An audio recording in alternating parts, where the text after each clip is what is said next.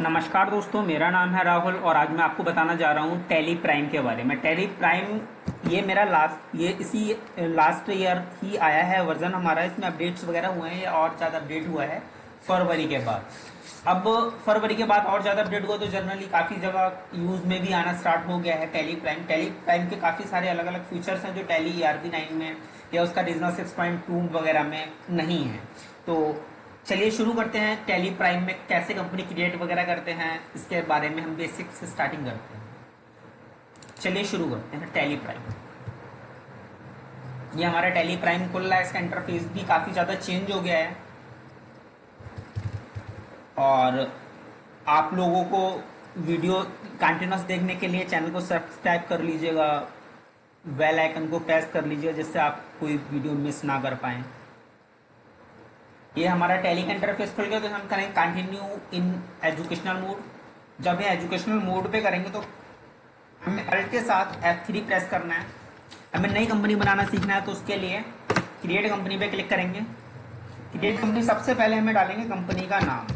जो भी आपकी कंपनी का नाम है उस कंपनी का नाम डाल देंगे। उस कंपनी को कौन चला रहा है, उसका ऑनर कौन है, जो भी उस कंपनी का ऑनर है उसका आप नाम डाल देंगे। यहाँ नीचे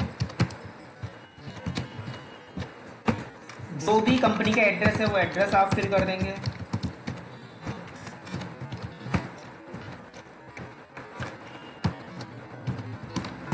जो भी उसका स्टेट है वो स्टेट आपको यहाँ फिल करना है। जो भी पिन कोड है वो पिन कोड डाल देंगे। जो भी टेलीफोन नंबर है वो टेलीफोन नंबर डाल देंगे आप। जो भी मोबाइल नंबर है वो मोबाइल नंबर डाल सकते हैं, मोबाइल नंबर कोई भी। जो भी आपका फैक्स नंबर है, फैक्स नंबर, क्योंकि आपको बहुत कम जगह यूज़ होता है लेकिन काफ़ी जगह फैक्स नंबर यूज़ होता है तो फैक्स नंबर आप डालिएगा। अगर कंपनी वगैरह होगी तो उस पर उसका फैक्स नंबर होगा, रेड टाइम जो लोग यूज़ करते हैं उनका होगा। आपकी जो कंपनी की मेलिंग आईडी डाल दी जिस पे आप बिल वगैरह सेंड करना चाहें अपने क्लाइंट वगैरह को या स्टेटमेंट वगैरह, तो ईमेल आईडी से सीधे सीधे सेंड हो जाएंगे। यहाँ पे आप अपनी कंपनी की वेबसाइट फिलअप कर दीजिएगा। यहाँ पे हमारे दो ऑप्शन आते हैं, दोनों में 1 अप्रैल 2021 1 अप्रैल 2021 पड़ी। ये क्या है? इसको बोलते हैं फाइनेंशियल ईयर। दोस्तों जो लोग पहले से यूज करते हुए आ रहे हैं टैली को उन सबको पता होगा फाइनेंशियल ईयर क्या होती है, बुक्स फिगिंग फ्रॉम क्या होता है। लेकिन जो लोग पहली बार वीडियो देख रहे हैं टैली की या पहला लेक्चर अटेंड कर रहे हैं उनके लिए थोड़ा जानने में थोड़ा सा परेशानी होती है। देखिए दोस्तों, जो हमारी कोई भी फाइनेंशियल ईयर स्टार्ट होती है वो 1 अप्रैल से स्टार्ट होती है और 31 मार्च तक क्लोज हो जाती है। 1 अप्रैल से स्टार्ट होगी, 31 मार्च को क्लोज हो जाएगी। इस बीच में जो भी आपका ट्रांजेक्शन होता है ये पूरा ईयर कहलाती है। अब कोई बंदा है जो अपनी शॉप ओपन कर रहा है 1 मई को या 15 मई को या कोई भी डेट दे दो आप उसे, जरूरी नहीं वो हर इंसान 1 अप्रैल को स्टार्ट करे।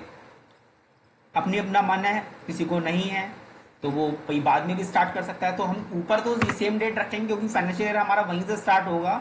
लेकिन जिस डेट से हमारी डॉक्यूमेंटेशन स्टार्ट हो जाएगी, मतलब हमारी शॉप में, दुकान में, कंपनी में माल परचेज होना स्टार्ट हो जाएगा, वो डेट यहाँ पे आएगी। सपोज हमारा माल लेना स्टार्ट हो गया 1 मई को, हमने बिलिंग कराई तो 1 मई की हमने डेट डाल दी है इसमें।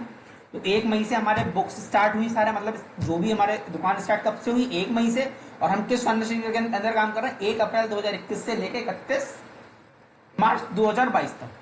चलिए उसके बाद इसके आगे देखते हैं base of currency symbol. Currency symbol का जो बेस है वो क्या है, वो सारा कुछ आता है। फिर आता है फॉर्मल नेम, आपका जो भी फॉर्मल नेम करेंटी का है तो INR इंडियन रुपीज है इसका। इसके बाद यहाँ इसको एक्सेस कराएंगे, ओके कर देंगे।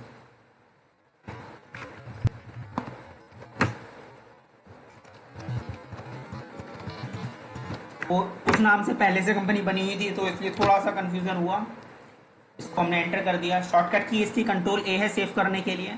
इसके बाद ये हमारा कंपनी क्रेडिट सक्सेसफुली हो चुका है। Enable the futures as per your business need. आपके व्यापार अनुसार जो जो सुविधाएं आपको समझने लायक हैं या जो चीज आपकी बिजनेस को नीड है, जिन जिन सर्विसेज की, जैसे अकाउंटिंग की नीड है, इन्वेंट्री की नीड है, टैक्सेशन की नीड है, ऑनलाइन एक्सेस की नीड है, पेरोल की नीड है, अदर्स की नीड है, तो इन ये सारे ऑप्शन में जो जो ऑप्शन आप यूज करने लायक हो या जो जो चीज आपकी कंपनी को जरूरत है वो आप एक्सेस करा सकते हो। सपोज मैं यहाँ पे जो जो चीज इसमें ऑलमोस्ट जितनी चीज आप लोग यूज हैं वो आप डाल यस कर सकते हैं, जिसकी जरूरत नहीं है उसको आप नो कर दीजिए। इसको आप कंपनी की डेट होने के बाद भी बना सकते हैं, ऐसा नहीं है कि आप कंपनी की डेट से पहले ही बनाओ, कंपनी की डेट के बाद ना बनाए। तो कभी भी आप इसमें मॉडिफिकेशन कर सकते हैं जो अपनी नीड्स के अकॉर्डिंग। अब हमारा आता है टैक्सेशन। टैक्सेशन में जीएसटी में हमने यस कर रखा है क्योंकि अब आज की डेट में कोई भी आप बिजनेस कर लीजिएगा 90% 100% बिजनेस में ही जीएसटी का यूज होता है। कुछ ही सेक्टर हैं जो जहां जीएसटी नहीं लगता है, वहां एक्साइज ड्यूटी वगैरह लगता है तो और टैक्सेस लगते हैं, वो उसमें उसकी डिटेल्स दिए। सपोज मैं जीएसटी की बात करता हूँ यहाँ, तो जीएसटी में हमारा रजिस्ट्रेशन दो तरीके का होता है। एक होता है हमारा रेगुलर रजिस्ट्रेशन, एक होता है हमारा कंपोजिशन रजिस्ट्रेशन। ये दोनों रजिस्ट्रेशन, रेगुलर रजिस्ट्रेशन वो रजिस्ट्रेशन होता है जिससे आपने सरकार से रजिस्ट्रेशन कराया कि हम जीएसटी लेना चाहते हैं और हम व्यापार करने के लिए। तो सरकार आपसे पूछती है आप कुछ टाइम के लिए व्यापार करना चाहते हैं, लगातार व्यापार करना चाहते हैं। अगर आप लगातार व्यापार करना चाहते हैं तो आपको रेगुलर रजिस्ट्रेशन लेना होता है और आपने कुछ टाइम पीरियड के लिए ले रखा है। सपोज आपने ले लिया 6 महीने के लिए, मेरे को लेना है 6 महीने बाद मैं इसको वापस कर दूंगा, मतलब 6 महीने बाद मैं जीएसटी बंद करा दूंगा अपनी, तो उसके लिए हमारा कंपोजिशन होता है। उसके बाद आ जाता है हमारा इसके अलावा कुछ और आपने ले रखा है तो वो आ जाएगा। फिर जीएसटी आपका कब से एप्लीकेबल फॉर्म है उसकी डेट आ जाएगी। फिर जीएसटी का जो भी आपका नंबर है XYZ वो नंबर आ जाएगा।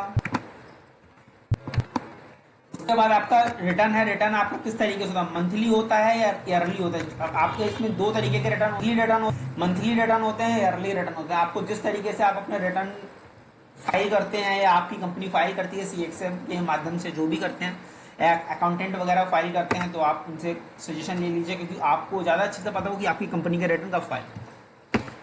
उसके बाद आपको जो भी लिमिट्स वगैरह देनी है कि आपको टैक्सेशन, अगर आपके पास मल्टीपल टाइप के प्रोडक्ट हैं, मल्टीपल टाइप का टैक्सेशन टैक्स लगता है तो आप इसको बाद में क्लास बना सकते हैं अंदर लेजर में जाके, वो मैं आपको बता दूंगा आने वाले अगले लेक्चर में।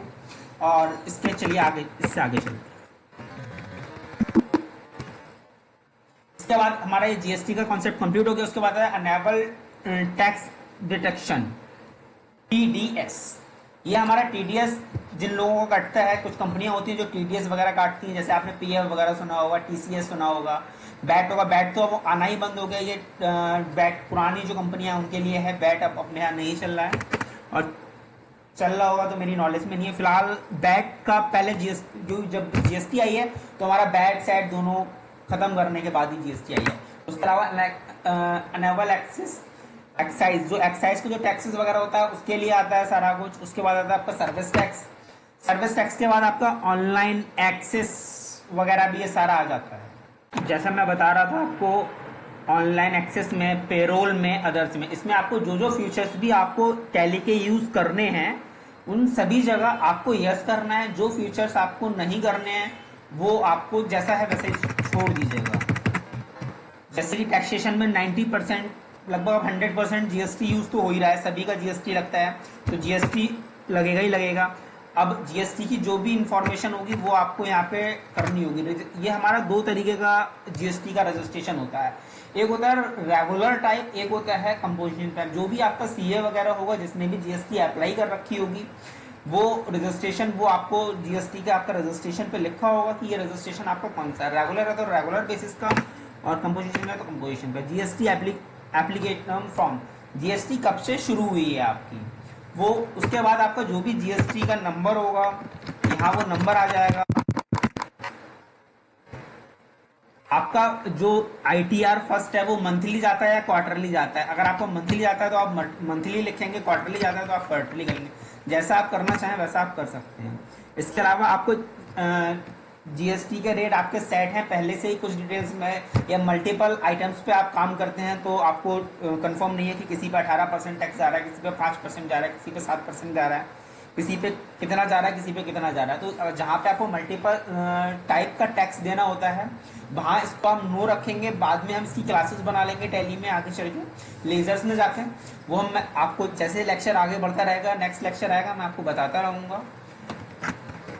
अभी तो फिलहाल सबको यस करते हुए चल देते हैं, इसको एक्सेप्ट कर लिया। फ्री ये हमारा जाता है जीएसटी का जो भी रिक्वायरमेंट थी वो हमने कंप्लीट कर दी। उसके बाद आता है enable tax detect at source. आपका जो टीडीएस कटता है वो टीडीएस क्या है, टीडीएस का क्या फॉर्मेट है, वो सारी डिटेल्स आपको यहाँ पे शो आउट करनी होती हैं। टीसीएस कटता है टैक्स कलेक्टेड एट सोर्स, जो आपका टीसीएस निकालना है वो किस तरीके से निकालना है। बैट अब चलना बंद हो गया, पहले बैट चलता था। बैट आपका इस टाइम बिल्कुल बंद हो गया है। बैट जब से जीएसटी स्टार्ट हुई है तब से बैट का फॉर्मेट क्लोज्ड है। उसके बाद अनेबल एसेसरीज, इसके अलावा कोई और एक्साइज वगैरह लगती है, सर्विस टैक्स वगैरह का कोई चार्जेस वगैरह है वो आप दे सकते हैं। अब इस नीचे आता है आपका ऑनलाइन एक्सेस। ऑनलाइन एक्सेस में आता है अनेबल ब्राउजर एक्स रिपोर्ट्स। अगर आपने अपनी कंपनी बना रखी है, कंपनी बनाने के बाद आपने उसका एक्सेस ऑनलाइन रिमोट ले रखा, जैसे कि कोई भी सॉफ्टवेयर अब दो तरीके से चल रहा है, एक ऑफलाइन मोड, एक ऑनलाइन मोड। ऑफलाइन मोड वो मोड जो आप घर से बैठ के ऑपरेट करते हैं ऑफिस में, मतलब ऑफिस सपोज लॉकडाउन चल रहा है इस टाइम पे, तो लॉकडाउन में सारे ऑफिस क्लोज हैं, तो इस कंडीशन पे आपको जो भी करना होगा सीधे सीधे ऑनलाइन ही प्लेटफॉर्म में। आपने देखा भी होगा कैंपेन चल रहा है हमारे माननीय प्रधानमंत्री जी के, अलग अलग वर्क एट होम, तो अगर उस कंडीशन पे आप जाएंगे तो आपको ऑनलाइन एक्सेस लेना चाहिए, नहीं तो कोई इशू नहीं है। पेरोल होता है आपका, पेरोल अगर आप कंपनी में स्टार्ट करा रखा है तो यस, नहीं कराना है तो no। और ये करने के बाद आपको यहाँ पे यस कर देना है। सभी हम करते हैं तो आप देखिएगा हमारे गेटवे ऑफ टैली खुल चुका है। ये हमारा सक्सेसफुली कंपनी क्रिएट हो चुकी है। अब इसके आगे की बात करते हैं इसके अगले लेक्चर में। हमारे साथ जुड़ने के लिए आप हमारे चैनल को सब्सक्राइब कीजिएगा। कोई भी परेशानी हो, कोई क्वेश्चन हो आपका, तो आप कमेंट सेक्शन में आप लिख सकते हैं। आपका वीडियो देखने के लिए बहुत बहुत धन्यवाद।